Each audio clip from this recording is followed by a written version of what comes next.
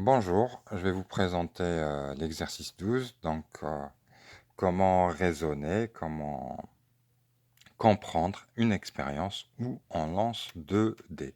C'est un classique, donc une expérience aléatoire est composée de 2 résultats, et bien comment manipuler ces résultats. Donc on lance 2 dés équilibrés, autrement dit chaque face a la même probabilité d'apparaître.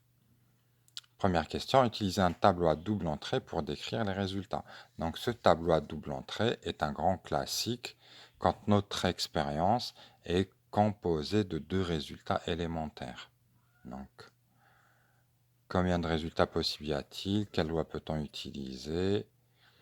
Donner la probabilité de cet événement, avoir un 3, 4, etc., etc. On verra le reste après. Donc utiliser un tableau à double entrée. Qu'est-ce qu'un tableau à double entrée? Eh bien, c'est tout simplement un tableau où la première ligne va donner les différentes possibilités pour le premier dé et la colonne pour le deuxième dé. Donc là, c'est dé numéro 2. Donc, le dé numéro 1, on peut avoir soit le 1, le 2, le 3, le 4, le 5, le 6.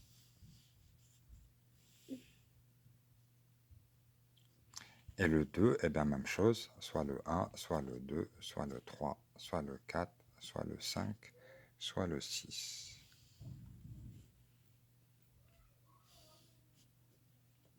Je ne vais pas remplir tout le tableau. Vous, si vous voulez le faire, vous pouvez le faire pour comprendre ce que c'est qu'un résultat. Eh bien, on lance 2 dés. Eh bien, le premier dé, il a 6 possibilités. Le deuxième dé aussi. Donc, en tout, qu'est-ce qu'on a comme possibilité? 6 possibilités multipliées par 6 possibilités. D'accord? Donc, qu'est-ce qu'un résultat? Un résultat, c'est un couple 1-1. Là, ça signifie que le premier dé a donné un 1, le deuxième dé a donné un 1. Là, c'est 2, 1, 3, 1, etc. Premier dé donne un 3, deuxième dé donne un 1. Et on remplit tout le tableau si on a le temps. Donc ici, je ne vais pas tout remplir. Là, le dé numéro 1, c'est un 3, et le dé numéro 2, c'est un 4. C'est grosso modo le principe des coordonnées. Là, le dé numéro 1, c'est un 5. Le dé numéro 2, c'est aussi un 5. C'est un double. Question 2. Combien de résultats possibles y a-t-il? Eh bien, comme on l'a vu, là, il y en a 6. Là, il y en a 6. D'accord? Là, c'est 1, 2, 1, 3, etc. jusqu'à 1, 6. Et là, c'est 6, 1. Donc, il y a 6 résultats fois 6 résultats. Donc, en tout, il y a 6 fois 6 qui vaut 36 résultats possibles. Résultats possibles. Donc ici, on ne va pas décrire l'univers oméga, car il faut écrire les 36 cas ou chercher une façon de les écrire. Donc ça, on ne fera pas ça. Quelle loi peut-on utiliser? On va utiliser la loi uniforme, car les dés sont équilibrés. Donc, on utilise la loi uniforme, car les dés sont équilibrés.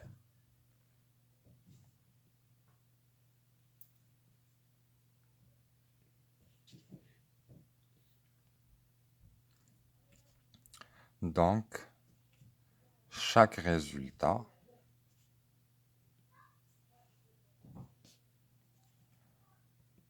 a une chances sur 36 d'apparaître.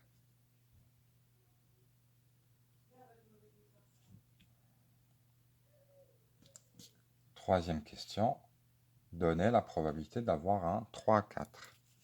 Donc ici, probabilité d'avoir 3-4 signifie le premier dé donne un 3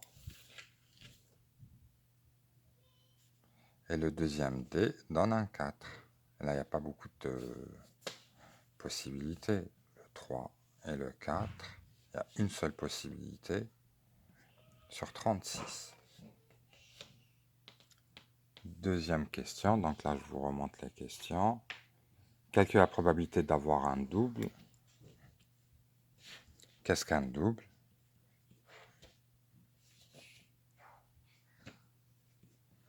Soit on a 1-1, soit on a 2-2, 3-3, 4-4, 5-5, 6-6. Combien y a-t-il de possibilités? 1, 2, 3, 4, 5, 6. Donc ça donne 6 sur 36. D'accord? Ici, qu'est-ce qu'on fait?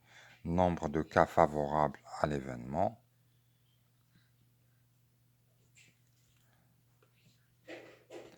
À l'événement sur nombre de cas possibles.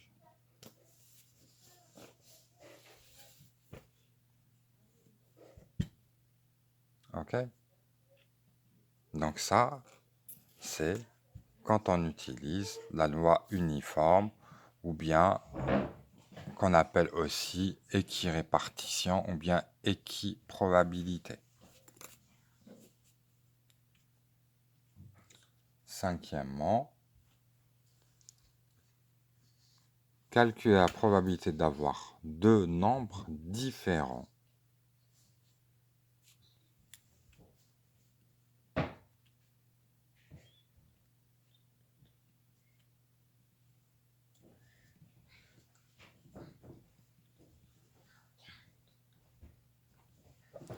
Eh bien, le contraire de deux nombres différents, c'est deux nombres identiques. Donc, un double.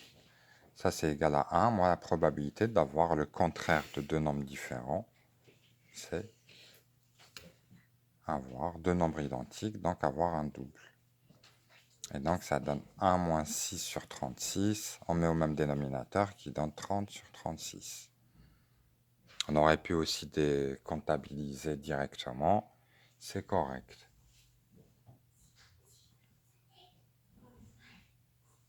Calculer la probabilité d'avoir au moins un 2.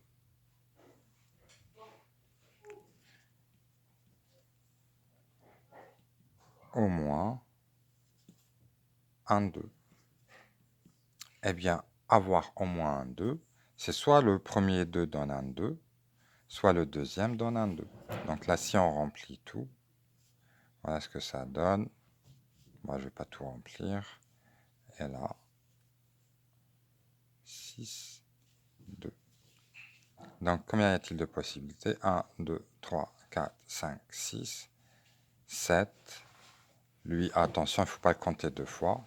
Donc, 7, 8, 9, 10, 11.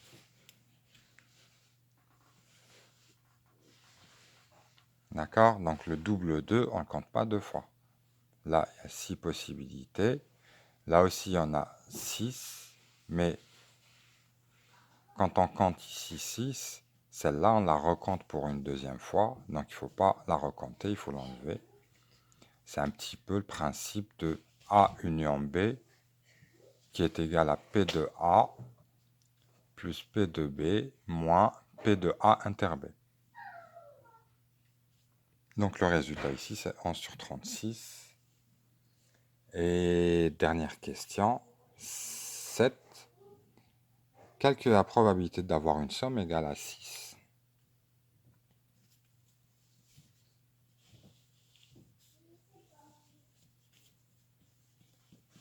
Eh bien, qu'est-ce qu'on additionne et qui nous donne 6?